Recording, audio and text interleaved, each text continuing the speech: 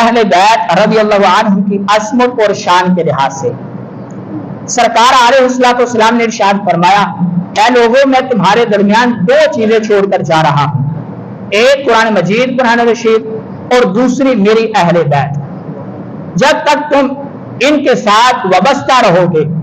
ان کا دامن اپنے ہاتھ میں مضبوط رکھو گے تو دنیا کے اندر گمراہ نہیں ہو سکتے۔ جب ان سے دور ہو جاؤ گے تو گمراہی تمہارا مقدر بن جائے گی۔ اب اس لحاظ سے حدیث شریف کے اندر یہ بات موجود ہے کہ جو اہل بیت رضی اللہ عنہ کے ساتھ بغض رکھے، ان کے ساتھ حسد کرے، اہل بیت کے ساتھ بغض اور حسد کا کتنا بڑا نقصان ہے۔ المستدرک کے اندر یہ حدیث سے پاک موجود ہے۔ حضرت عبداللہ بن عباس رضی اللہ عنہما بیان کرتے ہیں کہ نبی اکرم نور مجسم شفیع معظم صلی اللہ علیہ وسلم آپ نے ارشاد فرمایا، اے بنی عبد المطلب، میں نے تمہارے لیے رب ذوالجلال کی بارگاہ میں تین چیزیں مانگی ہیں، کہ رب کی بارگاہ میں تمہارے لیے تین چیزوں کا سوال کیا ہے۔ پہلی کیا کہ سرکار فرماتے ہیں ان یثبتوا قائمکم، کہ تمہیں رب ذوالجلال ثابت قدم رکھے۔ دوسرے نمبر پر سرکار فرماتے ہیں وَأَن يَهْدِيَ ضَالَّكُمْ، کہ رب ذوالجلال تمہارے درمیان جو لوگ گمراہ ہو گئے ہیں، رب ذوالجلال ان لوگوں کو ہدایت عطا فرما دے۔ تیسرے نمبر پر سرکار فرماتے ہیں وَأَن يُعَلِّمَ جَاهِلَكُمْ، کہ جو تمہارے درمیان لوگ جاہل ہیں، رب ذوالجلال ان لوگوں کو دین کی سمجھ بوجھ عطا فرما دے۔ اب اس کے بعد سرکار علیہ الصلوۃ والسلام آپ نے آگے ذکر فرمایا وَسَأَلْتُ اللَّهِ أَن يَجْعَلَكُمْ جُوَدَاءَ مُجَدَاءَ رُحَمَاءَ، کہ میں نے رب ذوالجلال کی بارگاہ میں یہ دعا بھی مانگی ہے۔ دعا کیا تھی؟ سرکار فرماتے کہ میں نے رب ذوالجلال کی بارگاہ میں تمہارے لیے سخی ہونا، تمہارے لیے بہادر ہونا اور تمہارے لیے رحم دل ہونا، یہ بھی رب کی بارگاہ میں دعا مانگی ہے کہ رب ذوالجلال تمہیں سخاوت کرنے والا بنائے، رب ذوالجلال تمہیں بہادر بنائے، رب ذوالجلال تمہیں رحم دل بنائے۔ اب اس کے بعد آگے سرکار فرماتے ہیں فَلَوْ أَنَّ رَجُلًا سَفَنَ بَيْنَ الرُّكْنِ وَالْمَقَامِ فَصَلَّى وَصَامَ، کہ ایک بندہ جو حجر اسود کے اور مقام ابراہیم کے درمیان ہے، یعنی کہ بیت اللہ میں خانہ کعبہ کے بالکل سامنے ہے، ایک طرف اس کے حجر اسود ہے، ایک طرف مقام ابراہیم ہے اور درمیان میں اس کا مصلی ہے، اور وہ کھڑے ہو کر نماز پڑھتا ہے، بالکل بیت اللہ کے سامنے ہے، کعبہ شریف کے بالکل سامنے ہے۔ پھر سرکار فرماتے کہ وہ صرف رب ذوالجلال کے گھر کی زیارت ہی نہیں کرتا، بلکہ بیت اللہ کی زیارت کرنے کے ساتھ ساتھ وہ دن کے وقت روزہ بھی رکھتا ہے، رات کے وقت قیام بھی کرتا ہے۔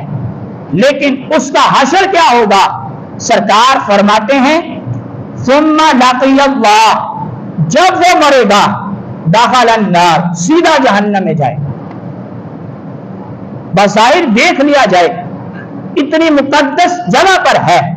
بیت اللہ کی زیارت بھی کرتا ہے، اور صرف ایک دن کے لیے نہیں، 2 دن کے لیے نہیں، بلکہ ساری زندگی اسی جگہ پر اپنی گزار دیتا ہے کہ وہ بندہ بیت اللہ کے بالکل سامنے ہے، ایک طرف حجر اسود ہے، ایک طرف مقام ابراہیم ہے، درمیان میں اس کا مصلی ہے۔ ساری زندگی اس نے اسی طرح گزار دی کہ رات کے وقت قیام کرتا ہے، دن کے وقت روزہ رکھتا ہے،